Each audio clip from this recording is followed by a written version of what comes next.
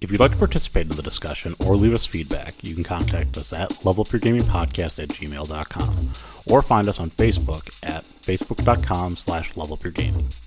If you like the content and want to hear more of the show, subscribing will ensure you don't miss an episode. New episodes come out almost every Wednesday. Also, please review, tell a friend about the podcast, or share with your gaming group. Now sit back and enjoy the episode.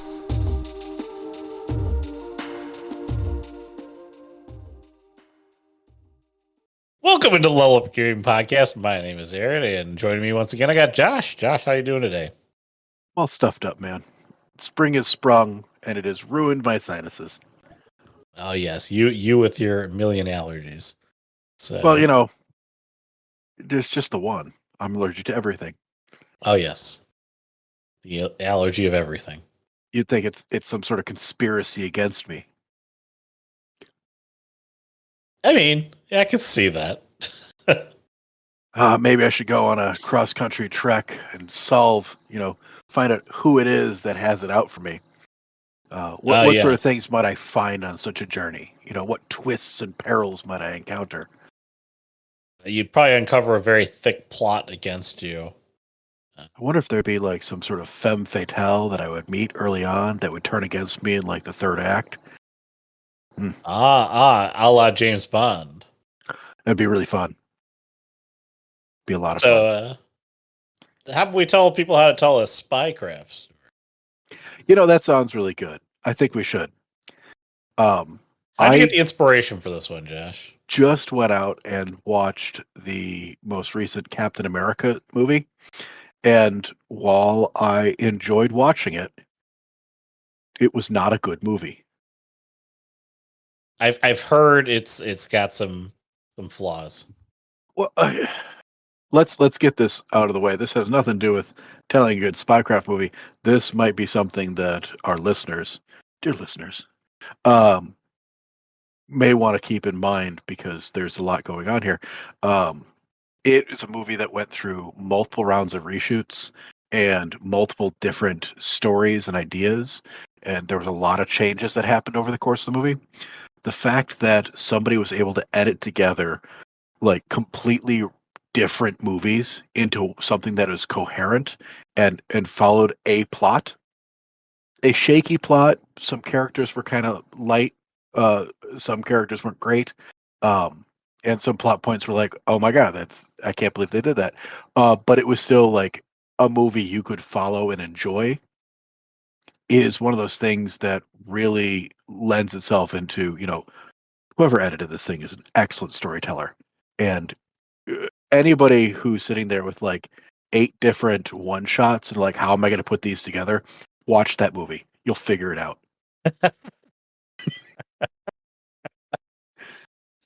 How do I put all these random thoughts together and turn them into one coherent-ish storyline? And I came out of it, I enjoyed the movie, and I thought back at it like none of that works together. But like it was flashy and it was in my face and I had a good time. It might have also been the IMAX. I went to go to the IMAX, Uh-huh. And that's like it's way too much screen. It's fun. But yes, a spycraft movie. Spycraft, I was watching that and it reminded me of the old Captain America, the Captain America Winter Soldier, which was very much that classic spycraft, James Bond, or even like the first Mission Impossible. I think only the first Mission Impossible counts because the rest of them are just action movies with a story that might happen. Maybe some of the Jason Bourne movies, you think? Jason Bourne, yeah. I mean, again, they're all sort of. I mean, James Bond is sort of like the real classic, spy thriller type movie. Jason Bourne, aren't they movies about a spy, but it's just more action oriented? Yeah, well, he's trying to figure out what's going on, and there's some twists, but there's a lot of action. It's heavier in the action, less in the spy. And even some of the new James Bonds are kind of like that too. So again, they're very formulaic in terms of like, the intrigue, the twists, Yeah. It's always got to be a twist. You can't tell a good spy craft story without a good twist somewhere along the way. Well, I think there's a couple of things that make a good spy story. Twists, absolutely. The double cross, the betrayal, the femme fatale doesn't need to be female. It can just, an attractive person that you think is on your side, but might not be, and has a dangerous and sultry past. Clear good side and bad side, but unclear on who is on what side sometimes. That's fun. Oh yeah, well, because in the spycraft stories you have the mixture of governments, so you can always have like the concept of like, this person's doing something that, maybe you might say is morally good in some senses, but is also bad because there's nefarious purpose behind, like the reason to do it. Yes. Well, spycraft is spies are government agents, or they could be corporate agents. Corporate espionage could be a spycraft story too. Yes. So, I mean, there's a lot of interesting things that you can do there. I think that there is very definitively a arching bad guy or an arching bad entity. Yes. In a spy movie. Again, it doesn't have to be a bad guy because it could be like an entity. But I think the trope in a spy game or a spy story is to kind of have that like that one guy who wants to, take over the world or do something, sitting similar. in their big massive chair in front of the volcano, stroking the white being cat. being all arch villainy, and like that's the kind of guy who is like I loved like Scorpio from like Simpsons. Like they Hank did the whole Scorpio. spot. Yeah. Yep. Yeah, that was a great one. Yeah. So, like, these are some of the standard plot points, some of the standard concepts, tropes that are going to be in a spy movie. Why do we like spy movies? I like spy thrillers. Movies. They're action packed. Like they fit. I've mentioned this before, and we've done some of these stories. I like a movie or a show or even a game that starts in the action. Okay. And a lot of those spy thrillers, they start in an action sequence. Something is happening. You're thrown into a situation. You're not entirely sure what the goal is.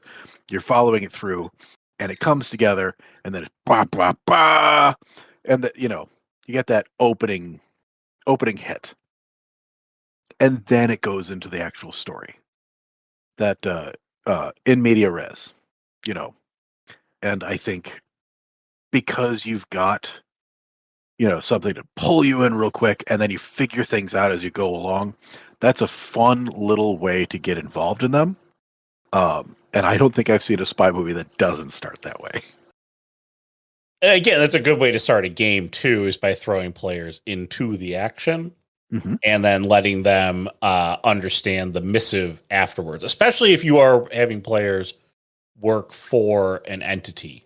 It is generally better to set the baseline in that first scene that you are already working for the entity.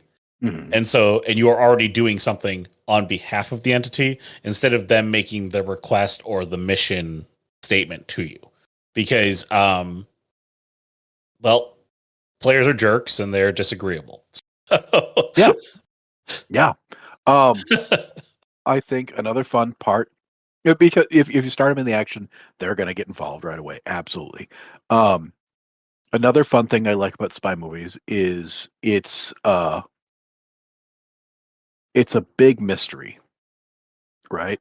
You've got a thing has happened you're trying to figure out, and you're going from place to place, solving clues, puzzles.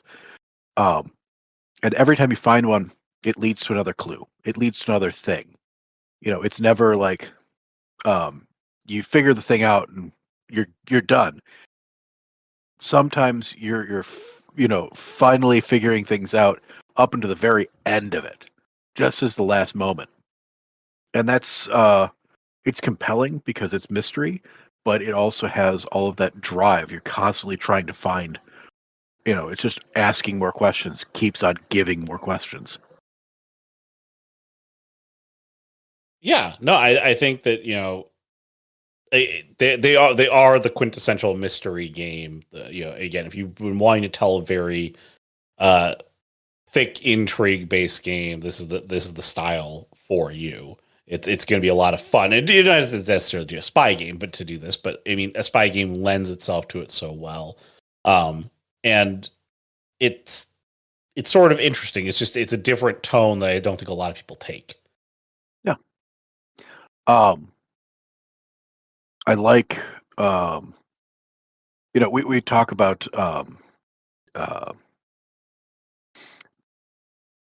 spy movies, spy games. They're not like typical mysteries, where a typical mystery might just be a bunch of investigation, some puzzle solving, some looking for clues, and collecting all the evidence and figuring it out. Spy games, spy movies tend to have a lot going on. They are a blend of action. We talked about the Bourne movies, a lot of action. That was Mission Impossible, same way. But also you've got the stealth aspect. People are being stealthy. You're dealing with having to do deception and fake your way into places and lie to get information. You do have the information gathering and you do have the puzzle solving, but it's all happening all throughout the story. So you can really have one of those games where your players get to sort of do it all. Yeah, the essence of a spy game is one where you can break a couple of the rules that we've put together. One of the rules that I think I've always preached is don't put your villain in front of your players. But in a spy game, the objective is not just to kill the villain. Okay? It's to bring the villain to justice in some way. Typically, at the end, you're probably going to wrap it up with a great fight against the villain. Okay? But in the interim, you are trying to gather information against that person, which is why it's always great to be able to play a social interaction between the villain and the players, like at a high profile event or something like that, which is very different that you can't do. And typically the players know that is the villain, or that is like very closely connected to like your main villain, something like that. So it's a lot of fun in that regard.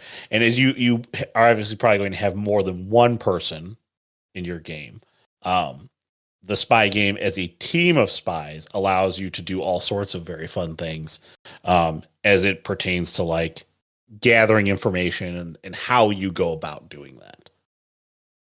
Yeah. I also think spy games are fun for the fact that betrayal is almost inevitable in these games. You're going to have people that appear on one side, but they're actually double agents. And, there's a point in a lot of these where the protagonist doesn't know if they can trust everybody and doesn't know who they can trust. And that's a fun thing to play. As long as your players know that it's happening, it's not, I want to be very specific. These twists, these turns, this is not a bait and switch game. This is true to the genre. Like, we are playing a spy thriller. There is going to be these things. It's not going to be pulling the rug out of players, out from under the players unknowingly. It'll be, hey, at some point, spy stuff can happen. And I think it's fun to have and fun to be sort of on the lookout for those tropes. Yeah, I think that, again, you're able to put the players in a lot of different situations that they wouldn't be expecting from a normal game. Like, kidnap, capture, all those things that, like, they could happen. But I like the sense of betrayal. It is innate within the spy story itself. And so there is a lot of the questioning of who can you trust, I would still avoid, although it makes for a great story in a movie, I would still avoid from having your fellow spies be the betrayer. Oh yeah. Again, go back to our last episode on things that you make a bad game. That even in this case, it would still be a bad game. Now, obviously, it makes for a great story, and if you're doing like some live play podcast or something like that, you want to have one of your players be the betrayer. Go for it. But if you're just at a table having fun with your friends, don't have one of them be the betrayer. Speaking of, things not to do, I've written a couple more sections on my notes. I'd like to jump down to my what makes a bad spy thriller section because, like I said with Captain America's New World Order, I enjoyed the movie. Don't get me wrong. But it hits a couple of these that are like bad things to do. Don't do these in your game. The first one I like is solving the mystery way too early. So this is the crux of this is the worry of all mystery games. Yeah. Okay. Actually, this is the worry of every game is that your players are going to figure it out too fast. Okay. There's an easy way around it. And the easy way around it is that the mystery they're solving is not the mystery. The mystery they're solving leads them to the parts that shows the actual mystery. Yeah, so you could do that, but I think in a spy game, I mean, that sort of works. As long as the second mystery is adjacent to it and maybe like more large in terms of like the scope of the problem. The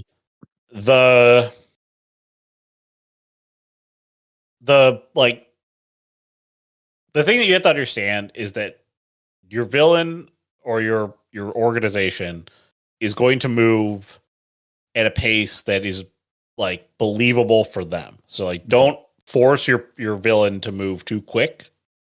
Okay? Because you don't need to. All right?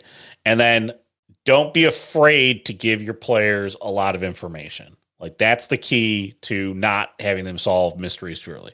Because the more information you give them, the more stuff that they have to ruminate on. Like, is this good information or is this bad information? Is it a red herring or is this actually pertinent to the story? And in a spy thriller, you do want to throw out a lot of red herrings because you want your players to go into different directions that don't necessarily involve solving the mystery, but it involves a lot of cool action scenes or something like that that ends up happening along the way. Again, don't let them go too far down. Don't lose the thread. Maybe it's a subject we could talk about another time. Is not losing the thread or getting too caught up in some side story thing you give them along the way. But the whole thing is, don't be afraid of them solving it too early, but don't just give them all the information. In a spy story, you do have to obfuscate a couple things or make it so there are other places to pull and other directions to go that make it less obvious about how you should approach the story. Yeah. Another thing I hate in spy stories is, that one bad guy who's like, everything goes wrong for them, or like you solve the thing and you get to the you shut down the machine, but they start laughing because this was their plan all along. Ha ha ha! It's so lame. It's lame in the sense that you can do it once or twice, but if it constantly happens, if it is the only thing, like if it happens more than once, that's a problem. You can have that twist where the villain's plan was for you to be involved and get them to a certain place, but you can't do it again in the same story. And the only way that you can do it again is if you're playing the mock spy game, which like the intended trope is that the players thwart the villain consistently, and the villain keeps yelling away as he's escaping. This was my plan all along. Which, once again, we talked about this having an all tropes game would be amazing. you could really lean into that sort of thing. But if you're playing a serious game, oh no. Oh yeah, if you're playing a serious spy game, this has no place in it. This was my plan all along. Unless like you've like really entrapped the players, probably shouldn't come out of your mouth. Yeah. And then the last one was the bad guys giving away. Well, I wrote the plan, but like their goal, like early on. If the bad guy clearly states to you, my goal is to do X, and then you futz around for the next 2 hours failing to stop them from doing X because I don't know, like you just don't tell the right people, hey, they want to do the thing. That takes me out of the story and makes me just like, why are you bad at this? Right? Yeah. Again, you don't want to Give- give your players the answers. Like No. Misdirect. in a spy game, the whole thing is misdirection. So anything that your villain should say to the players, or people adjacent to the villain should say to the players, should lead them in the direction of perhaps like the goal you think you're trying to accomplish. I'm trying to remember from like different James Bond movies, but generally what happens is like he's going off to entangle or entrap one villain, right? And then what you find out later on is that once he's dug deep enough, okay, now we're trying to stop something much larger than what that villain was doing. And that's typically like the twist that you have within spy stories themselves. So like I am now talking to the where we need to go find out the misgivings of this Duke who's been selling state secrets from the kingdom of Felicia to wherever. Okay, so we're starting to investigate him. Okay, and little do you know later on is that he's actually a necromancer and he's trying to resurrect some witch god. Okay, like this is like that's the ultimate story. Like that sort of like twist there at the end is what you would expect from a spy story. Is that there's more going on. That it's not just about X. It's more about Y and like all that. Yeah, absolutely. You need to have some misdirection. You need to have when a goal is met or when a puzzle is solved, that it raises the stakes and makes it more than what you thought it was beforehand, and like more dangerous and more interesting, and keeps it moving. I think that is the essence of a good spy game. Um, also, I know we've said this before. We've said this multiple times before. Is just because you think of a really cool set piece, like a nice scene that you think this would be really cool to have, if it doesn't help your story, if it is just there to be a cool set piece, maybe don't use it. Maybe save it for a time when it actually matters, when it actually helps your story move forward. Find a way to make it fit in the story rather than just throwing it in there because you've got it. Yeah. Oftentimes I will think of something that I want the players to potentially like go through or do, and I'm like, boy, that'd be cool. And sometimes I can make it fit, and other times I can't. So know when to hold on to that idea and be like, that's going to have to be part of a different story. Like maybe it inspired a lot of your story, but it's probably going to have to be a different story. It's probably going to be part of a different story later on. And because it just doesn't work. Yeah. Get a list of your fun ideas and then like look for ones that work. Don't look for ones that are like, oh, I'm going to use that now. Just wait till it fits. It's going to have much more impact on your players. They're going to have a much better time if it matters to the story that they're playing. When you've got that really cool scene, don't just throw it in because you've got it. Don't just do it because it is there. How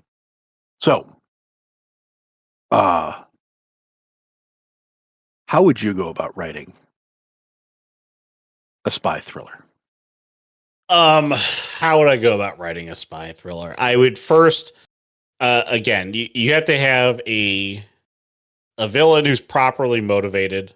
So I mean, the spy thriller is going to revolve around that villain. The first action scene doesn't have to necessarily tie into anything that you're going to do later on. So if you're going to start with that first action scene, it can, okay, and it looks really cool if you are able to tie in that first thing that was unrelated and make it related at the end. Okay. So I'll throw that out there, but in general, what I'd probably do is I'd probably craft a villain and I'd probably say, what is he trying to accomplish? Okay. And behind that, what is that in service to? And then I would craft the mystery based around that. So I'd have motivation for him and then be able to craft the mystery around that. But I think that you have to start there, because if you start at the beginning or the end, you could also start from his ultimate goal and how do you obfuscate that goal based on other things he's doing or that whatever they're doing. You could do that too. But yeah, I think that's where I would start is, because you're right. The main villain, his motivation and his goals are what's going to drive the story. So I would start with what is his goal, right? And what steps does he need to get there? And then sort of like, okay, how can I make this part of the story about this step and this step and this step without, without giving the whole thing away? Obfuscated, obviously. Make little mysteries about what he's doing, but make it so that the player is involved in each one of those stages. Possibly getting them there just before the thing is accomplished and they get to see it happen, or just after it's already been accomplished, or by them getting there, it accomplishes one of the goals. Like, involve them that way. I think if I'm going to write it, I also want to make sure that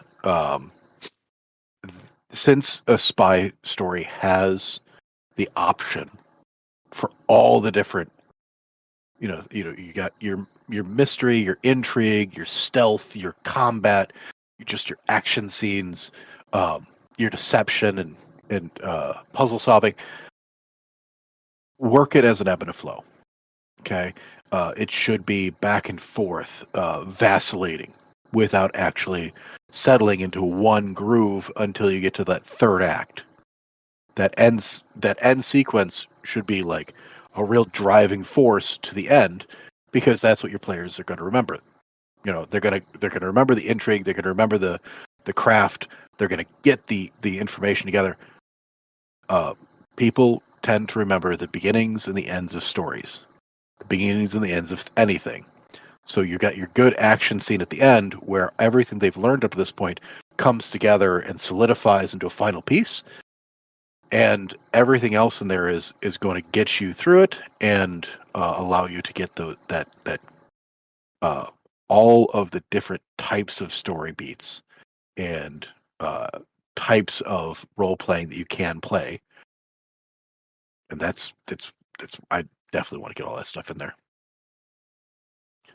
Yeah, I mean, again, that's a lot of that stuff is general good advice for crafting any story. Again, you want to make sure it's gonna come together correctly, and then you want to make sure that like again, you have varied action throughout the story, and twists again. And twists, many twists. There's all there. This is the time when you can M. Night Shyamalan your way through this. There's always a twist. Crap out of it. Yes, there should be twists upon twists upon twists. But again, how many twists is too many twists? You don't want everything to be, unless you're going to write the game we talked about already, which was the one that was just going to be all twists. All twists. Yes. And like everything's a twist. That's a joke one shot sort of game. You can't do that. Captain Crunch, oops, all twists. Yes. You can't do that in a regular game here. You just have to make sure that properly motivated twist. So if you're gonna have somebody who's gonna betray you, think really long and hard about how you craft that NPC. Okay, because that NPC, you don't want it to be apparently obvious that like Erwin is going to betray you. Mhm. But you want to make it clear that multiple people could betray you. You might need to put some other NPCs in there that are questionable that make it so that it's like, that's the guy who's going to betray me. I'm sure of it. And then Erwin betrays you. Okay. But like, you got to be careful about that. And then like, also then like your big plot twist, when you finally hit the end of the sub goal of the villain or the thing that you were chartered to take care of, you've built up the villain or the organization sufficiently enough that the next goal makes sense. Like their ultimate goal makes sense. Whether it's tied directly to that, it's probably a sub, like what you probably track down as a subset of how they achieve the ultimate goal. Yeah. Sorry, my sinuses are just like driving me nuts here. So I think betrayal is also a big part of this. And you talk about you right now. I know. Betrayal is a big part of all these twists. And I like betrayal as a character thing. Like you introduce an NPC, obviously it needs to be believable. It has to be a character that has a reasonable expectation for you to trust in them. But these games are spy games, and there should be that, are they going to betray me or aren't they? So you need to have a couple of NPCs, and maybe one of them does. I don't recommend everybody betrays you all the time, because once again, we're into the the joke games where you can trust nobody, and you might as well just you meet anybody and you just blow them away to begin with, because there's no point in it. But the triple cross is always fun, where somebody you thought was your ally turns out they're your enemy, but actually they're your ally. They're just trying to get close to the enemy so that they can save you at the last moment, because there's no other way out of this sort of thing. It could be a thing. You might really have to stretch it to write that sort of thing. To That's make a it seem KYP believable. sort of thing. Really know if your players would like turn around to trust a guy again after all that. Like, well, no, I think that that second betrayal, when they betray the bad guys to save you, is definitely the point where they die. Like they sacrifice themselves. Like, I was never your enemy, as they fall into the lava pit, And then so like, yeah, you're not going to trust the guy after that. But you'll think like, oh man, maybe he wasn't that bad of a guy. The triple betrayal, or however you Triple call cross. it. Triple cross. The triple cross works if you've had the double cross happen, you betrayed you, and you've been captured. Yes. Okay. And you're put into a precarious situation, like you're being lowered into the lava. And that's when he double crosses the bad guy, and it's like, yeah. But like, never your enemy.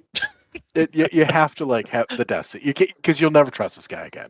Yes. But if Too he many sacrifices crosses. himself to save you, yeah, you can't do the quadruple cross. They tried it at the Olympics and somebody lost their head.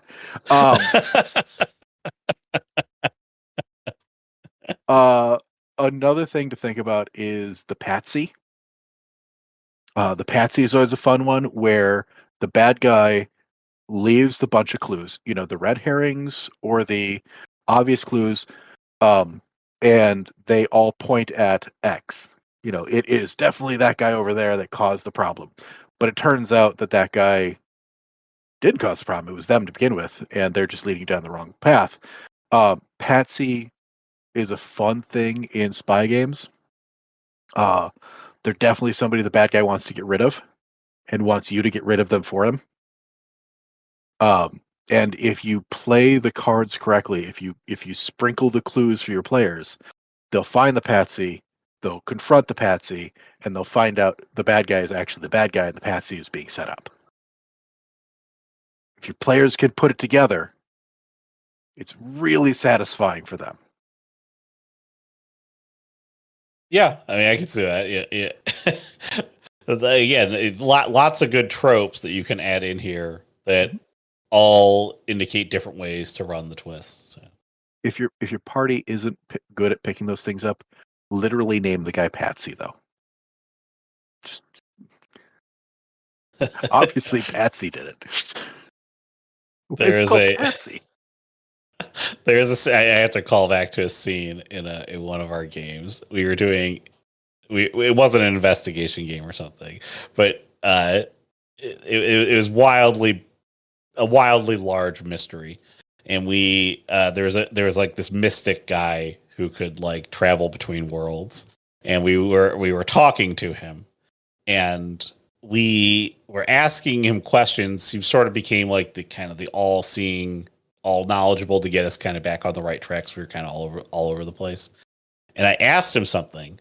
And he said, "I caught a fish. Here it is. It's called a red herring." Fantastic.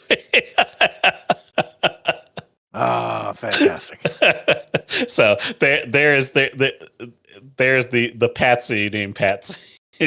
See, I think that's like the real takeaway from any sort of tabletop game is that you can be in a completely serious game telling a very serious story with real emotional stakes, with character growth, with an overarching plot that you've developed, and you've got like some serious investment in it, and you can take the moment just to like throw a terrible pun at your players, or make a sight gag, or just like something happen, because it's still a game. We're here to have fun, right? Yes. And if that's what it takes to like bring some levity to your table, you absolutely should, and you shouldn't shun that behavior. Lean into it, care about it, nurture it. Your players are going to be better for it. Exactly. So I think that's it about the Spycraft stuff, but I did write a ridiculously long. Like, I know. I just looked at this and I'm like, we're not going through all. No.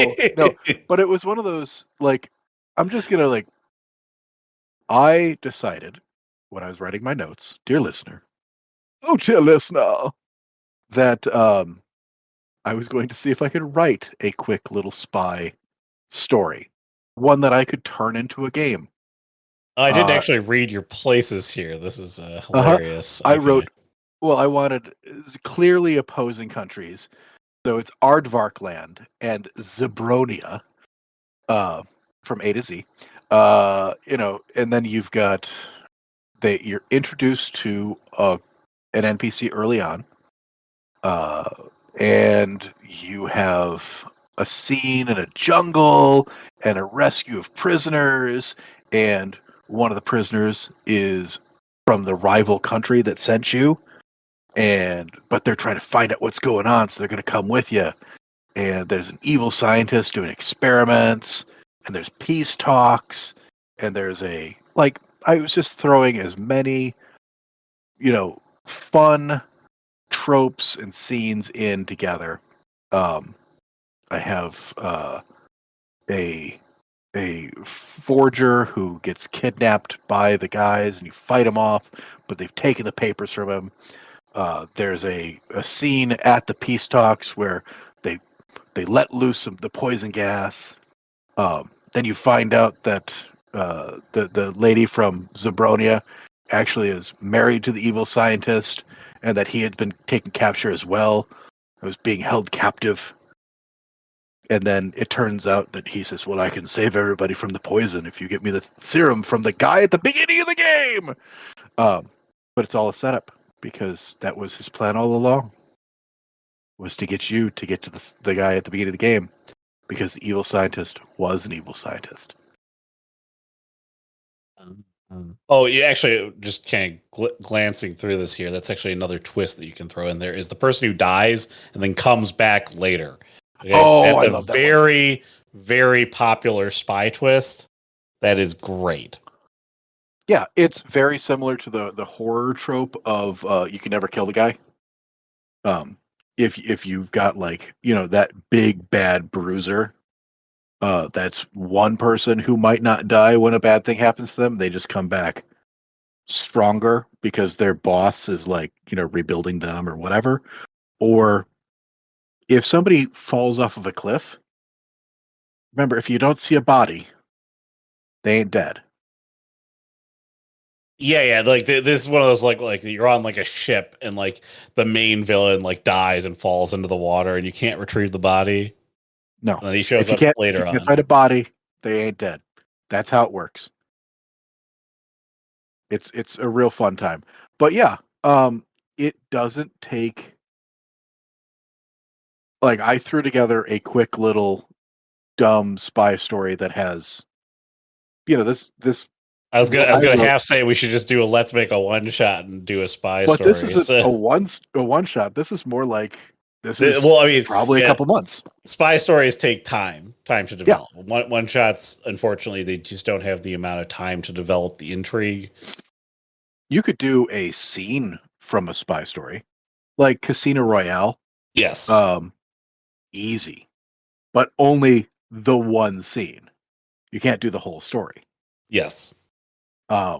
And that can be fun because you can do like a specific, you know, like teaser for a game and see if your players are into it, and then lead into an actual story.